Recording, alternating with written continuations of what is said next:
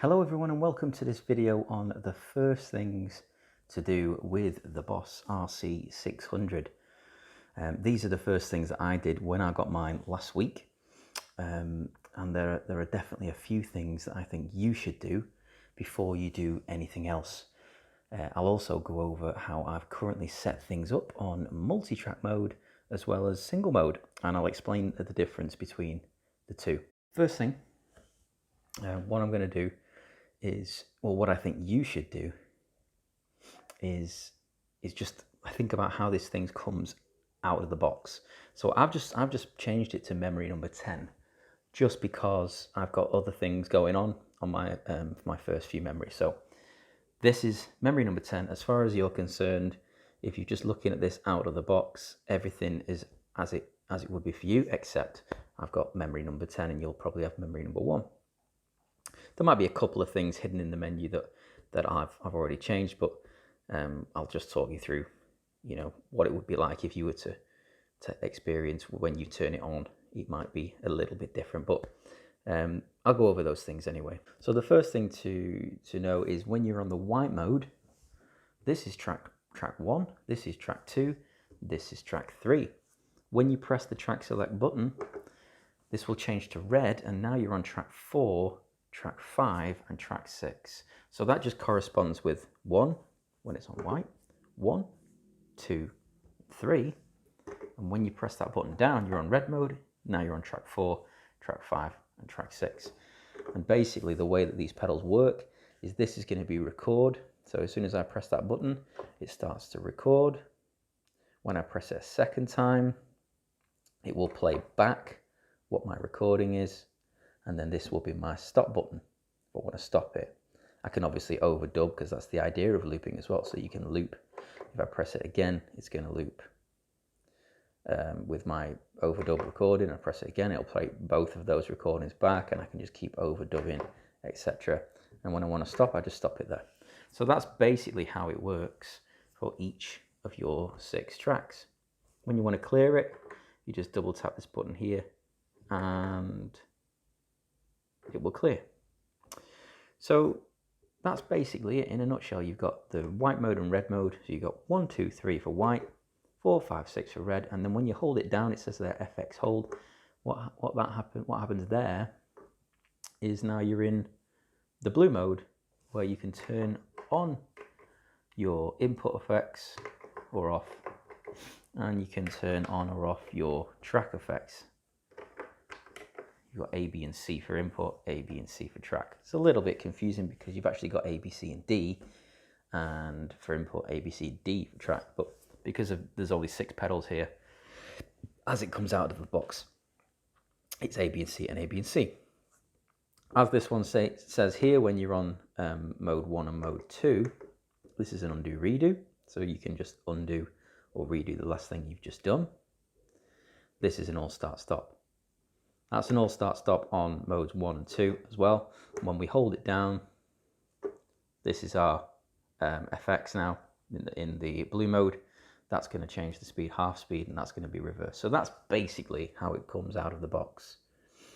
But there are obviously a few things that I recommend you change, and I'll go over how I've set mine up a little bit later in this video.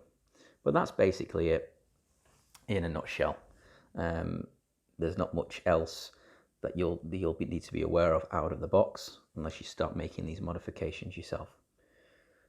So the very first thing I think you should do is update your firmware.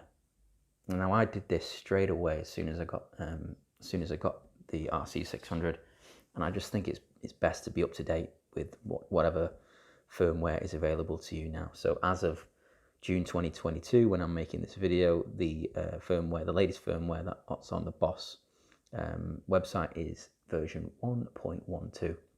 So I've already updated mine, and it's just the first thing that I did, just so that I didn't have to worry too much about any glitching that might have been happening in previous versions, or just to make sure that I'm up to date with everything, and then that way, if you start making any changes, you don't need to worry about potentially losing them in when you restore the system. So just update the firmware as soon as you get it. That's what I firstly recommend you do. I'm not going to go into too much detail with that, but in a nutshell, what you're going to do is there is a USB output at the back here. So what we do is we plug in our USB, connect that to your computer. When the unit is off, you will press, I believe it's exit, hold that down and then turn it on. And then this little screen here will say connecting. And then when you've connected to the computer, it'll say connected. And then you just download the file from the Boss Updates website, and then download that, and you just drag it across. It's really simple. It takes a few seconds. Then it'll come up on this screen, update. You'll press enter to update it, and then it will start updating. It might take a minute or so. You'll just reboot the device, and then you're good to go. But if you're worried about anything and you think maybe I wasn't explaining it correctly, just go and check out some other videos, or maybe I'll make another one just to show you how to do that. But I just didn't want to go into too much detail. So the second thing that I think you should do after you've updated your firmware is to write to a memory rather than writing to system. Because if you write to the system, then it's affecting every single one of your memories. So if you want to set it a certain way and you want to save that way, and then maybe on memory number 11 you don't want that setting, you can't then change that without having to change everything. So I think it's best to just write it to a memory, and if you want to use that memory again, you just copy that memory across. It doesn't take long at all to do that. It takes a couple of seconds. So what you're going to do is you're going to go across to menu, you press it twice, you're going to press the control function button there on the left hand side, and then you go across here, which is the page across, go to preferences, and you can see these first three modes. So that was the white, the red, and then when you hold it down, the blue mode. These are all set to memory. So as you're out of the box, they're going to come out like system. So any changes you make on this particular memory will make changes across every single one of the 99 memories. Whereas when it's on memory, it will just make changes on that memory. So we're on memory 10.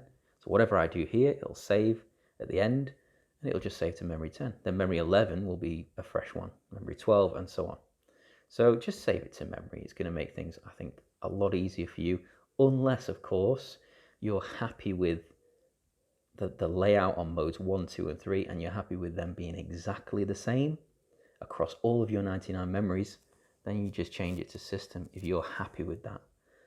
But I'll be making adjustments, and I'll have single track modes and multi-track modes, and then I might have a combination of how to do the two, and then I might have certain settings and track effects for certain songs and save them separately as I would do for other songs. So for me, they're all to memory.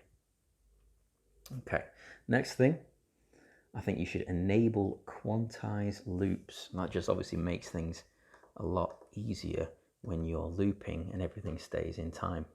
So the way that you're going to do that, you'll go to loop, you'll see track, record, and play on the screen. You're going to go to record, and you see the second thing across here, it says Quantise. So that's currently set to off. If we just turn this knob here, that way, it will quantize to the measure or to the bar if you're in the UK. So now that's enabled the Quantise, so that when I'm recording on a loop, it will sync up with the next loop, and just keep moving across that way.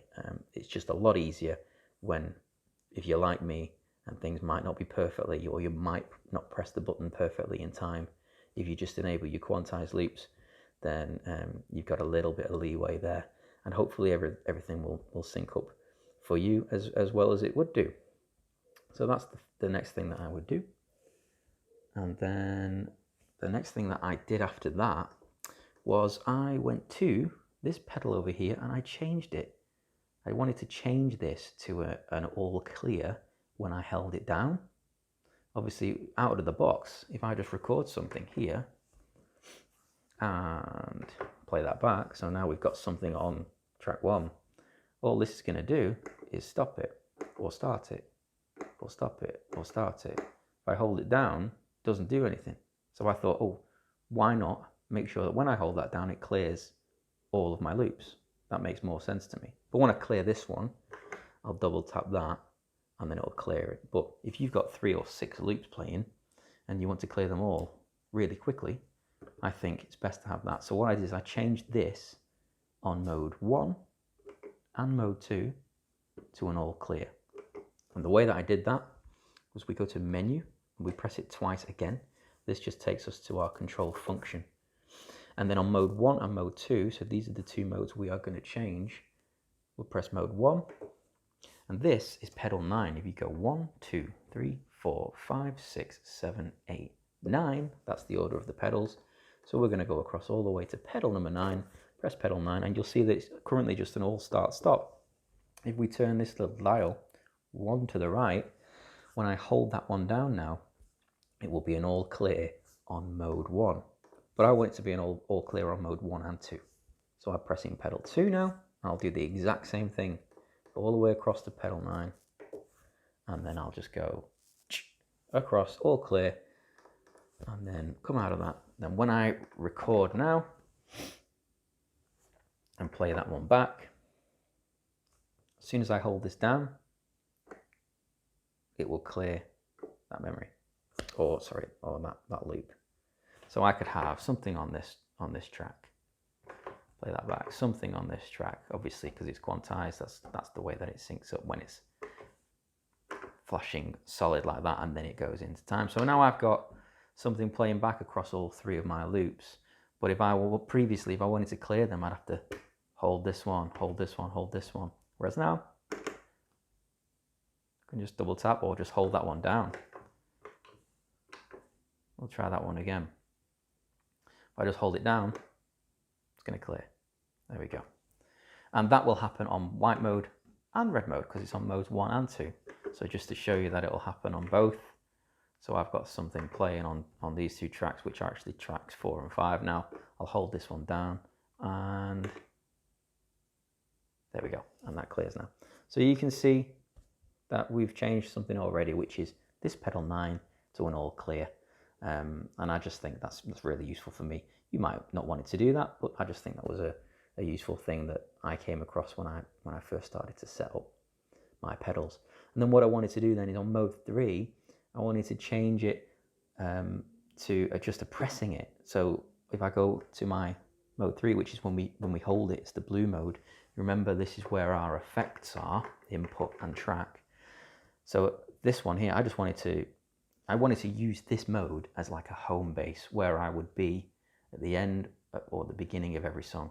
So it makes perfect sense if I have that as just a clear, if I just push it rather than hold it down. So the way that I did that was I went across, pressed menu twice again. We hit control, function, and then we go to pedal 3. Mode 3. I said pedal before. And then pedal 9. And you can see it's reverse at the moment because that's where we're at with this one. But I just want to press it to all clear on a push. So that means it will clear as soon as I just push it rather than holding it like we did on the other ones. So I'll come out of that and we'll just run through. So I've got something playing here. I might get to the end of my song and I'll go to this little bit where I said before it's going to be like my bass. If I wanted to just press this button now, that will clear, so I don't need to hold it down. And I'll talk you through how I set things up on mode 3 afterwards as well. So that's just changing this. So we've changed this on mode 1 to an all clear with a hold, on mode 2 to an all clear with a hold, and then to on mode 3 to an all clear with a push. So that's basically all we've changed so far. And what I want to do next is I don't want on mode 1, which is the white mode, I don't want 1, 2, 3 and then have to go to 4, 5 and 6 like that. I think beneficial for me if I just have each of these as an independent looper. So what we're going to do is we're going to set this as loop 1 or the first track, this as track 2, so that would be over there, this is track 3, this is track 4, this is track 5, and then this one is track 6, and then that way you can record, play, overdub, stop. Everything you want to do is with one pedal. So you're just effectively using it as a one pedal looper. So the way that you're going to do that is, again, we press menu twice. We go to control function. We're on mode 1. So we're going to press mode 1. And we're on pedal 1 this time. And all you have to do is, it's currently set to record, play, and undo. If we just go across 1, 2, record, play, 4 at the top there, record, play, undo, clear, and stop. So this is now acting as a one pedal looper, and that's what we want it to do. But at the moment, this one's still stopping this one, so we need to come out of there. So we'll press exit once, and we'll go to pedal 2. We want this to be track 2. Now you can see it's currently track 1, so we have to go, oh, I'm throwing the wrong thing there. We have to go all the way to track 2 now. So it says track 2, and we want record, play, 4. So there we go. Record, play, 4 at the top. Track 2, record, play, 4. So this was track 1, record, play, 4. Track 2, record, play, 4. This will be 3, 4, 5, and 6. We basically just do the same thing for each one. And you can do it really quickly. We just need to make sure that this one's 3. I've gone past it for now. There we go. 3. And pedal 4. We want track 4. Record, play, 4. There we go. And now we're on pedal 5. And we go to track 5. You can see them lighting up as well. There you go. There you go. So you can see which one you're affecting when they light up. So we're on track 5. Record, play, 4. And then finally pedal 6. We want as track 6. Record, play, 4. So now each one of these on mode 1, which is the white mode, is an independent looper. So now I can overdub. I can double tap to stop, I can play again, and then this is going to quantize in time with the loop. There we go, it's recording, and I press play, and double tap, and so on. So you can record all 6 tracks now on mode 1, which I think is really useful. And there we go, there's that clear again. So that was the next thing I did, but obviously if we go to mode 2 now, which is the track select, these are still acting as track 4, 5, and 6. So what I don't want them to do that, because obviously we've got 4, 5, and 6 here. So we might as well assign these buttons to do something else. So what I did is I used these first 4 buttons as my effects. So you remember we had to hold this down before, and that's how we access our effects. And I didn't want to have to mess around with that. So now mode 2 for me, I'm going to change these 4 to be effect A, B, C, and D. So similarly to what we did before, we menu twice, we get to our control function page, and then we go to mode 2 now, and pedal 1. So you can see it's still, this is track 4, record, play. So what we're going to do is we're just going to scroll, and there's a handy tip as well that various YouTube videos have taught me, is you push this down, so if you press it down and turn it, it goes a lot quicker. So we want to find input effects A. So that way, when I turn this on, it's going to turn on whatever I've saved as input effects A. And then we come out of there and we're going to go to pedal 2. And again, we're going to go to input effects B for that one. Pedal 3, input effects C for that one. And pedal 4, input effects D. So now we've got our A, B, C, and D input effects. But you've actually got 4 banks of input effects. So you've got bank A, which will be the one, probably the one that you'll access straight away. Then bank B, you can't access that. So what I've done is I've used these final 2 as an input effect decrease and an input effect increase. So that way I can have bank A, whatever I might have as my effects here. I'll press this button, it'll go to bank B, and I'll have different effects. Press it again, bank C, press it again, bank D, and I can go down with this one. So the way to do that is we are going to stay on mode 2, and this time we're on 5 and 6. So we have to find pedal 5. You can see it's obviously still set as a track. And what we're going to do is we're going to, I believe for this one, we turn it, because we can't, that's right, it's a memory increase and decrease we can do. So we have to set it as an assign. So what we do is we turn it off. That way it's doing absolutely nothing. And we want to do the same with pedal 6. So hold it down, turn it off. So now 5 and 6 aren't going to do anything. These ones are still my effects, but these ones aren't doing anything on mode 2. So if I go to mode 2 again, this time we're going to go out of there. We're not going to go into control function. We're going to go to assign this time. So I press assign. And as it's my first assign, I haven't assigned anything. So you get 16 of these. So you get 16 different ways of how you want to reassign, and that's per memory. So I'm going to assign my first one. First thing I'm going to do is turn it on, and then I'm going to tell it where to go. So I want it to go to pedal number 5 on mode number 2. So we have to go to mode 2, pedal 5. So that's now affecting this on the red mode, which is mode 2. I'm going to set it to toggle, and I'm going to go across and tell it what I want it to do. So there's absolutely loads of things we can do here, but I want it to increase the bank. So if I go to my input effects, see we've got type increase. Just make sure that we find that correctly. There we go. So we want number 5 to be input effect bank decrease, because that's on the left of these two. And that means we want this one to be input effect bank increase.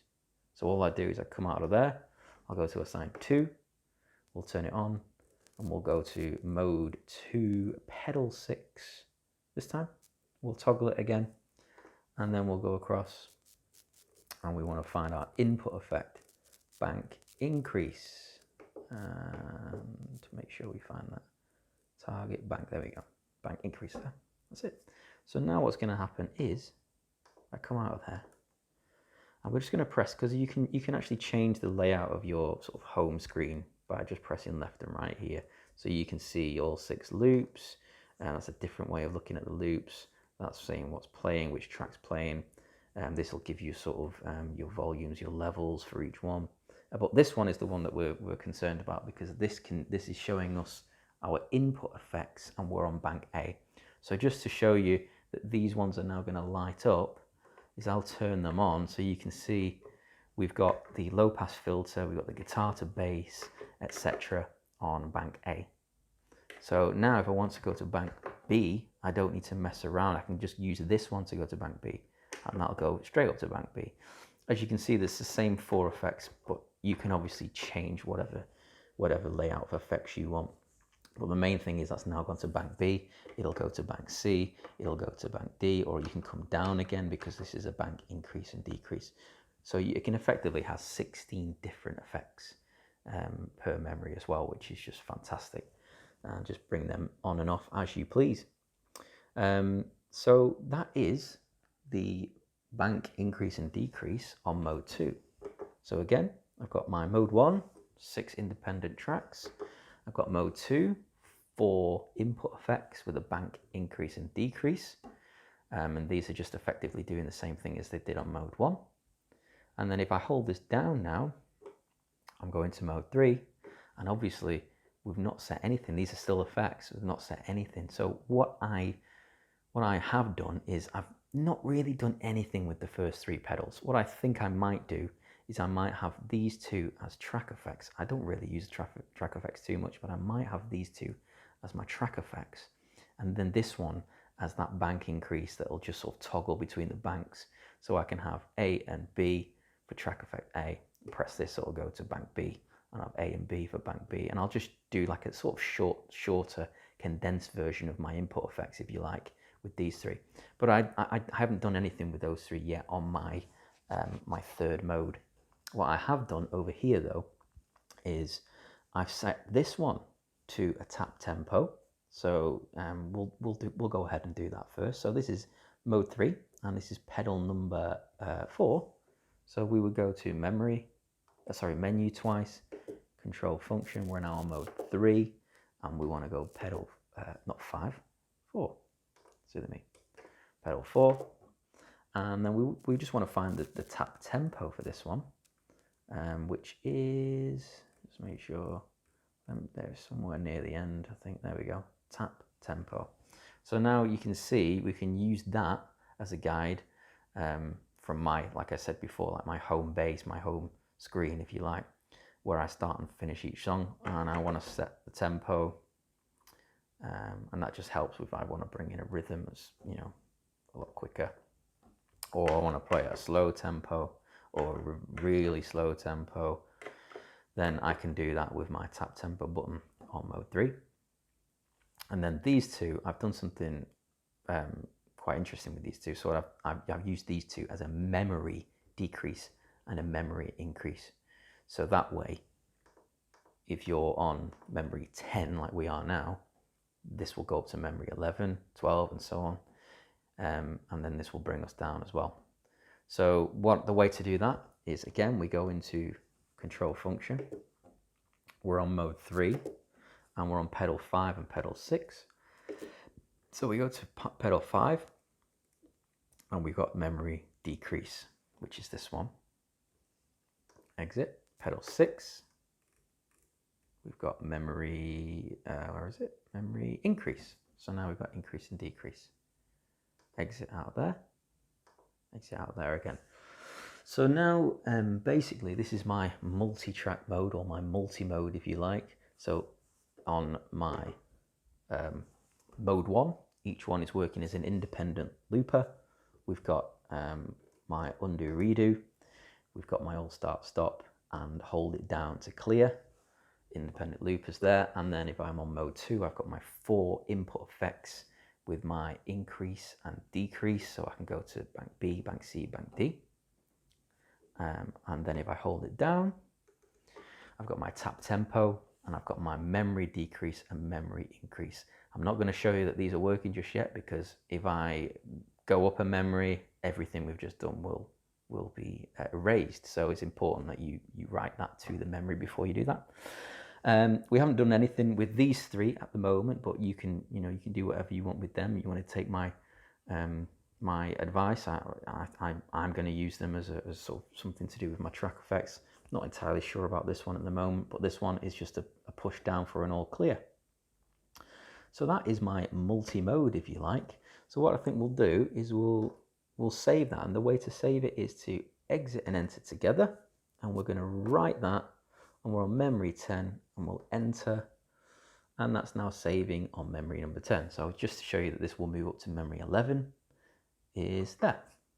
Now obviously on memory 11 we haven't assigned this as my memory increase and decrease, so we have to come back to 10 like this. But obviously if you write it, or if you do what we talked about before, which was on mode 3, if I just go back into control, across, preferences, if you want to save mode 3 to system, then that will everything that you're doing on mode 3 will change to the system, and then that memory increase and decrease will happen throughout the entire of your memories. But you might not want to do that. So that's my multi-track mode. You might have noticed as well, I have this expression pedal on the right hand side. So what I've done with this one is I'm just going to sort of control the volume of my loops. You can do whatever you want with that. Obviously I've seen people using it as like a whammy pedal, whatever you want to do with effects. And then these two, this one I've changed, or I think it might, yeah. So that actually works straight away with my FS7 over here as a rhythm start stop. So you can see the rhythm, when it goes solid, that will be playing back whatever rhythm we have. So there's the rhythm start stop. And this one I've changed to turn on some harmonies. What I'll do is, before the end of this video, I'll go back to one of my other memories, and I'll show you how I've just set this up so that it turns on when I'm singing. I want easy access to some harmonies that I've saved. So that's my multi-track mode. So all I'm going to do is for a single mode, which is something a little bit different, I'm just going to write this again on memory 11. So enter and exit together, write, I'll do it that way, crank that to memory 11 and enter. So now on memory 11, it still says memory 10 here, but it's actually memory 11. On memory number 11, we've now got exactly what we had on memory 10. Memory 11, memory 10, exactly the same thing. But I want this one, memory 11, to be a single track mode, and I'll explain what that is in a moment. The way to make sure that it's going to be single track mode is we go to loop, and we go to track. Sorry, I'll just do that again because I was thinking that was doing the right thing then. Loop, and we can hit the track. Doesn't really matter which track you do. You have to do them all anyway. So we're on track 2. I go across 2 pages, and you'll see where it says there multi. We want to toggle that one up to single. So now we're on single track mode. We have to do that for each of the tracks. So if I just press, rather than coming out and doing it for each track, we press loop. I can do it for track 3. Press loop again, track 4. Loop again, track 5. Loop again, track 6. Loop again, track 1. So now we just go through each one of our loops is now on single mode. And what that means is we can do something a bit different. Rather than layering up all of our loops on top of each other and bringing them out and in as we please, we can assign this one now as an intro for a song. We can have this one as a verse, this one as a bridge or a chorus, whatever you want to do. Outros, solos, any kind of structure you can think that we've got 6 different ways of structuring it. We can do that on single mode.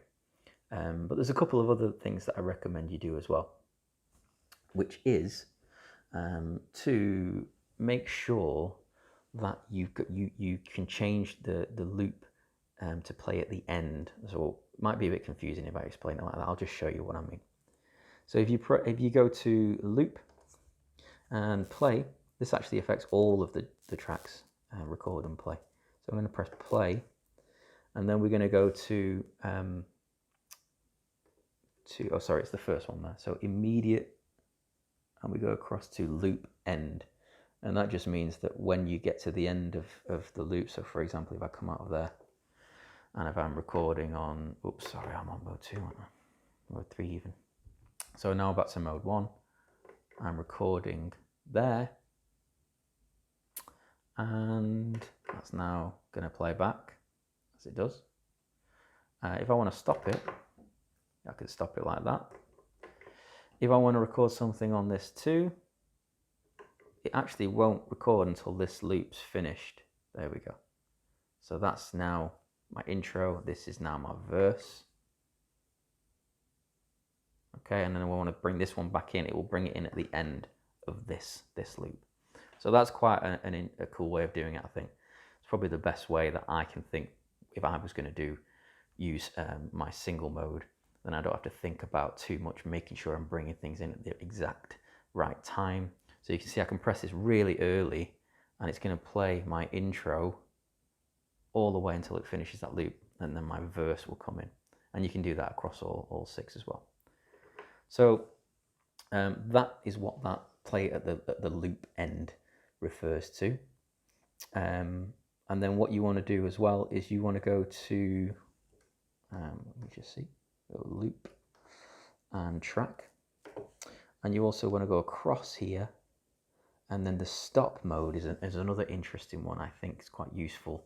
And then we change that to loop on all of our tracks as well. So the stop mode, again, like we did before.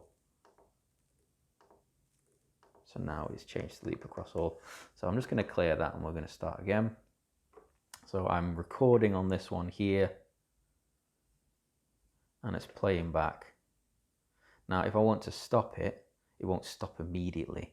So if I want to stop that one now, double tap, whoop, and you see how it stopped at the end of the loop. So we're going to just show you that one again. So it's playing back. I'm going to double tap it. It's not going to stop straight away. It's going to stop at the end of the loop. So I think that could be quite useful. You might want to use that on your multi-track mode as well. But that's the way to do that. So there's two different ways. You've got your loop play, where it's going to play the next track at the end of the previous loop, which is what we did first. And then we've got the loop stop mode, where you can stop it and it won't stop until the end of that particular loop. So there's a couple of different things that you can use there. And then we've got, I'm just going to quickly sail through this. So you've got your rhythm intro record on, which is quite a useful thing to have. So if you go to rhythm, we're going to go to menu. No, we're not. We're going to go to loop twice. We'll go into rhythm, and we go across. We've got our intro record. It's currently set to off. So if I turn that on, then that means it's going to do something quite cool. As long as my rhythm's selected, it means that when I record something, it will play me 1 bar of an intro of a drum beat before I come in, and that just helps with the timing, so you don't have to come in straight away as soon as you press the pedal. So that's the intro record, and yeah, and I think that's basically all I'm going to talk you through today. If you want any other information, then just let me know in the comments, and we'll go from there. We might make some more videos. So these are the first things that I did with my RC600, and also an overview of how I've initially set things up. I'm sure as time goes on I'll change a few things, but if you've got any tips or anything that you would change or you think I should change, then please do feel free to add some comments, and we can get a discussion going. If you've got any questions, ask away, and I'll do my best to answer them, and I'll try and pump out some more videos if you found this one useful, but hopefully you have. So thank you so much for watching, and feel free to do the usual like and share and subscribe, etc. And I'll see you in another video. Have a great day.